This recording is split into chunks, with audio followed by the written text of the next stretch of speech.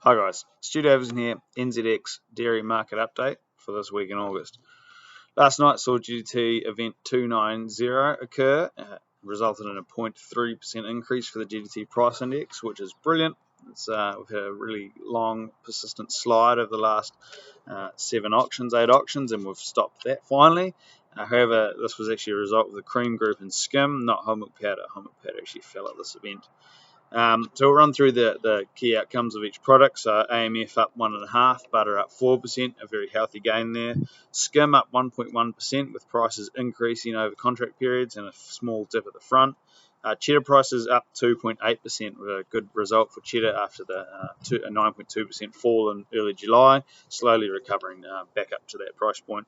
Now, whole milk powder prices fell 1.5%, and it's a pretty hardy chunk of a drop considering they've continued to fall, but we're still about $616 a tonne higher than we were this time last year, so prices are still very high.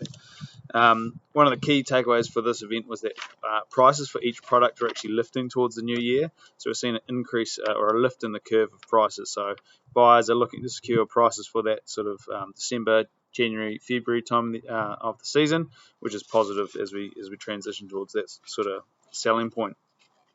The result of this GDT will be positive for Farmgate milk price for this season because the index is lifted. However, not as to the biggest scale due to that drop in whole milk powder actually dragging that potential price increase lower. Cool sort of market purchasing from this event. North Asia, which includes China, remains the biggest buyer at this event, taking the vast majority of whole milk powder, skim, and butter. Interestingly, African buyers came back at this auction after last auction where they took very large quantities of whole and skim milk powder. This auction they turned up and they took good quantities of whole milk powder, butter, and AMF. So good to see those buyers coming back for more. The EU, the Middle East, and Latin America all increased their purchasing volumes of whole milk powder at this event compared to the last event, and that's really encouraging for that whole global dairy sort of demand story, which is quite exciting. Right, and the other cool one, it's not cool at all actually, COVID lockdown in New Zealand, day one. Last night at 6, a COVID level 4 lockdown was announced for New Zealand wide. How this will play out for the dairy industry is not quite sure just yet. We're not quite certain how that's going to impact us just yet. Farmers, no doubt, aren't going to change. Everyone got up this morning, milked their cows. Nothing's changed on that front.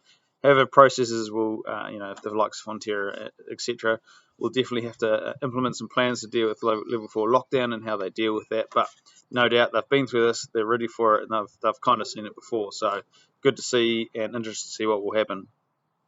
The other key side of this lockdown is how the economy will react, especially the Reserve Bank. They were set to announce OCR today, or the changes, and to sort of control inflation. This might actually curtail that, and it'll be quite interesting to see how that happens. So keep an eye on that for your own interest, and be good to see what happens. Right, guys, thanks for tuning in for this week, and we'll see you again next time.